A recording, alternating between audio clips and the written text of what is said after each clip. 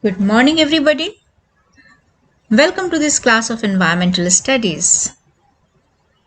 Today, we'll talk about Air Prevention and Control of Pollution Act 1981. But first, let me introduce myself. I am Dr. Vinita Srivastava, Associate Professor in Social Work from SMP Government PG College, Nathdwara. The Air Prevention and Control of Pollution Act 1981 was passed under the Article 253 of the Constitution of India, and it was passed in pursuance of the decisions taken in Stockholm Conference. Let us see how this Stockholm Conference and the decisions taken therein affected enactment of the Air Prevention and Control of Pollution Act of 1981 in our country. Actually, the effects of climate change caused by all forms of pollution became all too apparent in the early 1970s. To mitigate their harmful effects, it was believed that nations would need to pass their own laws. Thus, during the United Nations General Assembly on Human Environment held in Stockholm in June 1972, a resolution was passed which implored the nations of the world to preserve their natural resources such as air. India itself had issues regarding air pollution due to a wide variety of factors such as stubble burning, improper industrial practices, environmental factors, etc. To combat these factors, a special law was enacted under the Constitution of India, which was the Air Prevention and Control of Pollution Act of 1981. So, let us analyze the enactment process of this act through this flow chart. In the UN Stockholm Conference of 1972, the resolution was passed as just described.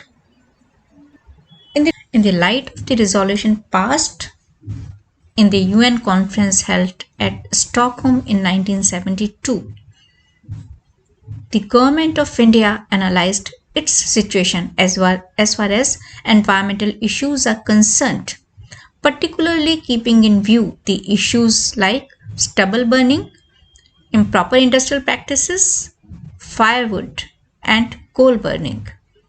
And after a thorough analysis, the act known as the Air Prevention and Control of Pollution Act 1981 was passed, incorporating various provisions for the prevention and control of air pollution in the country.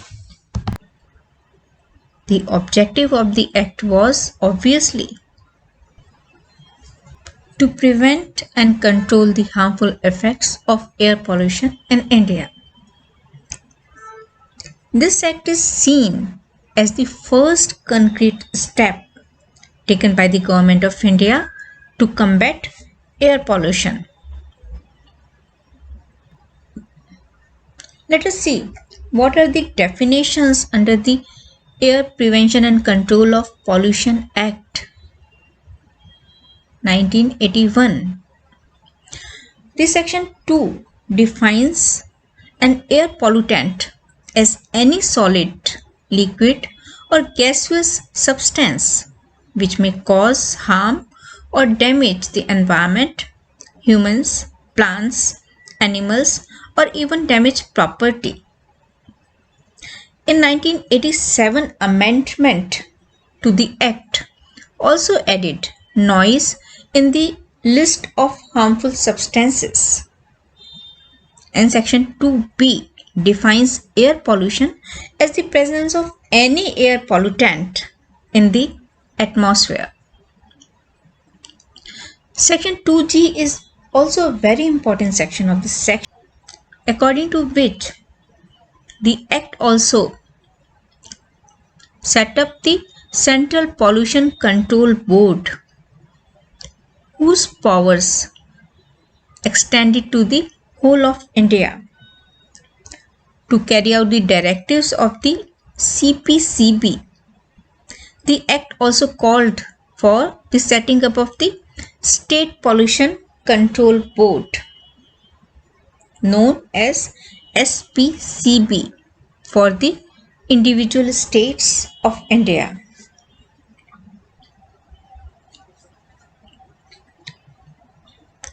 The composition, powers and functions of the Central Pollution Control Board were decided under this Act. The CPCB will consist of a full-time chairman with the scientific knowledge of environmental protection, along with a secretary appointed by the central government. It shall also have 5 members nominated by the central government, chosen among the members of the state government. Various functions have been decided under the Act for the CPCB. The CPCB means the Central Pollution Control Board will make efforts for the prevention and control of air pollution in India and advise the government on how to carry out such measures. It shall also plan and implement a nationwide program for the prevention and control of air pollution.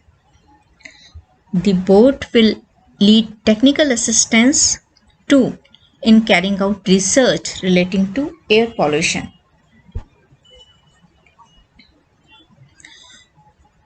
This CPCB have been entrusted with huge power as far as prevention and control of air pollution is concerned.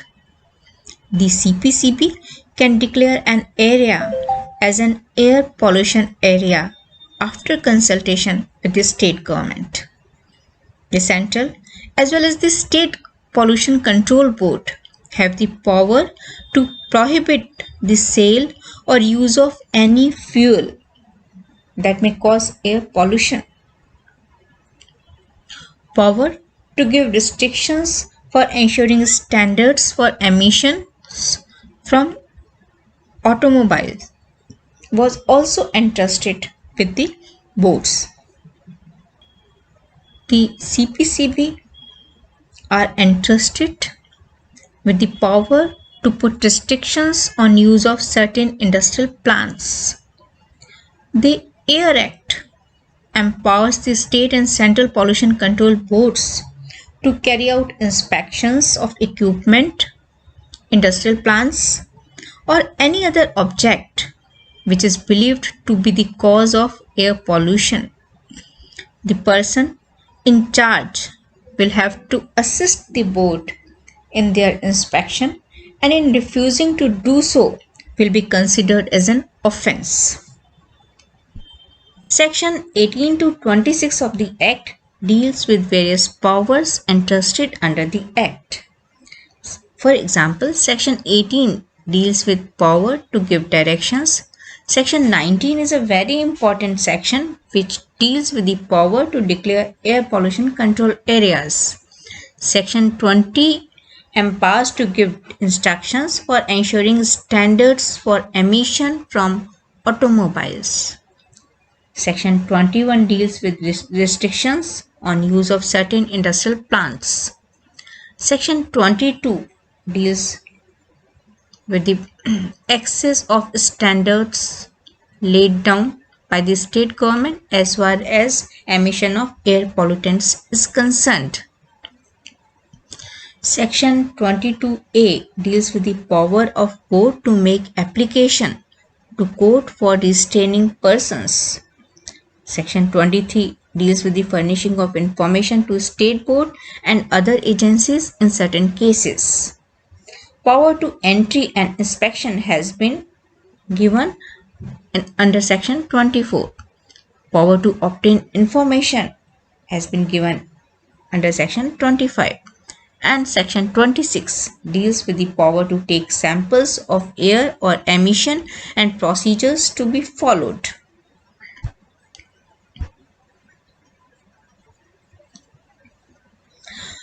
Here we need to make a special focus on Article 31A, which deals with the power to give direction. Let us see what this article says. This article says that notwithstanding anything contained in any other law, but subject to the provisions of this Act and to any directions that the central government may give in this behalf, a board may, in the exercise of its powers and performance of its functions under this Act, issue any directions in writing to any person, officer, or authority, and such person, officer, or authority shall be bound to comply with such directions.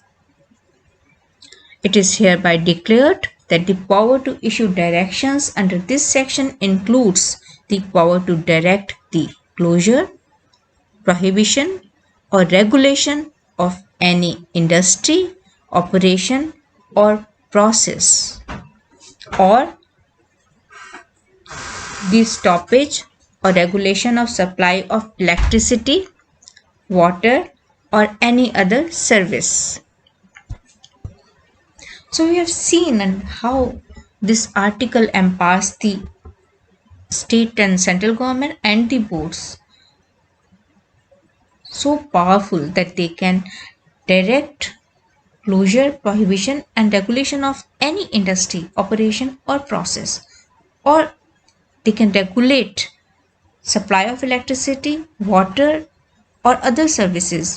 These are the services which are the public utility services, and they cannot be stopped as such. But this article empowers the institutions of the government to even direct stoppage of or regulation of supply of electricity, water, or any other service.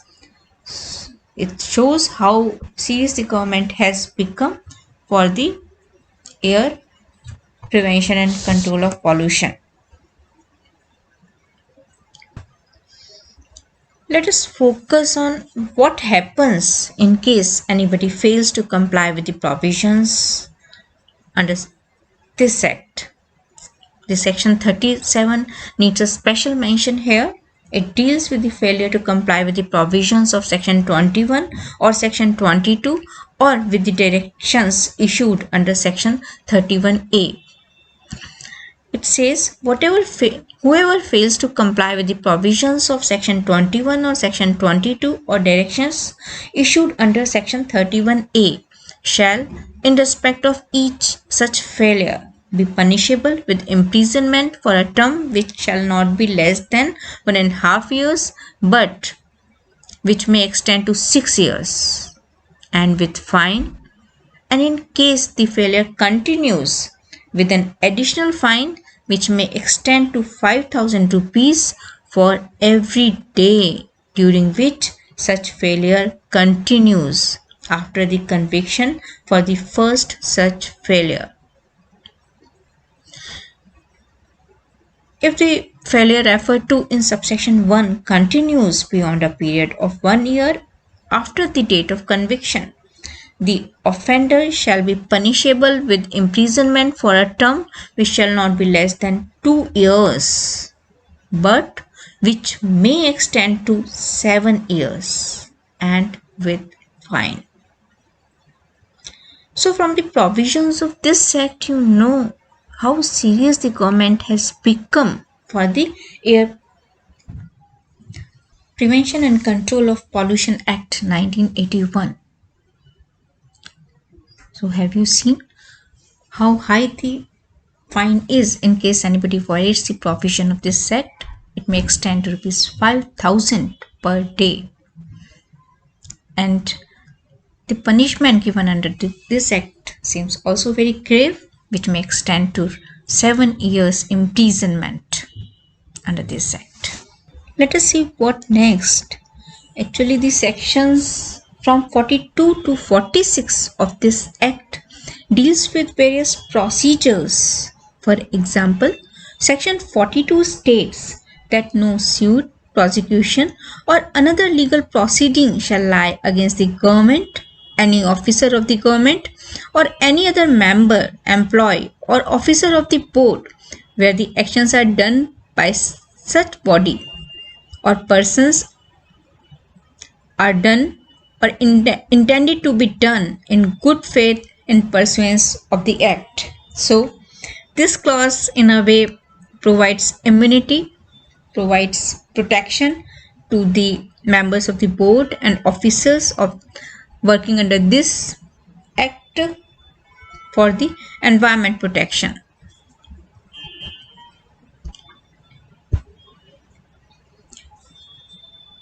So, in the concluding part, let me discuss the powers of the governments to make rules. Section 47 empowers the state government to supersede state board. Means through this article, the state government has been empowered to supersede the state board. Section 53 empowers the central government to make rules for air protection. And Section 54 empowers the state government to make rules under this act. So, after analyzing various provisions of this act, including the definition part, the bodies enacted under this act, including CPCB and SPCB, various powers entrusted under this act, various punishments for the offences under this act, and the powers of the state and central government to make rules. Let us focus what is there from examination point of view. Let me tell you that this is a very important topic from examination point of view, not for the students of environmental studies, but for all the students who want to focus and want to appear in various competitive exams. Daily we struggle with the problem of air pollution. So what are the frequently asked questions? Let us focus on this. Is noise pollution a part of air pollution? That's the first question. Answer is yes. Noise pollution was included in air pollution later on. When the act was enacted at that time in 1981, it was not part of air pollution, but later on it was included in the air pollution. Actually, the noise travels through air, hence the justification. Here comes the next question. When did the noise pollution become part of air pollution in the Air Act? The answer is 1987.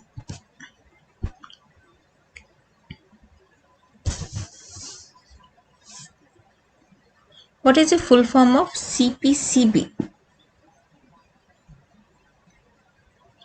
We all know CPCB refers to Central Pollution Control Board. And there are state pollution control boards also known as SPCB.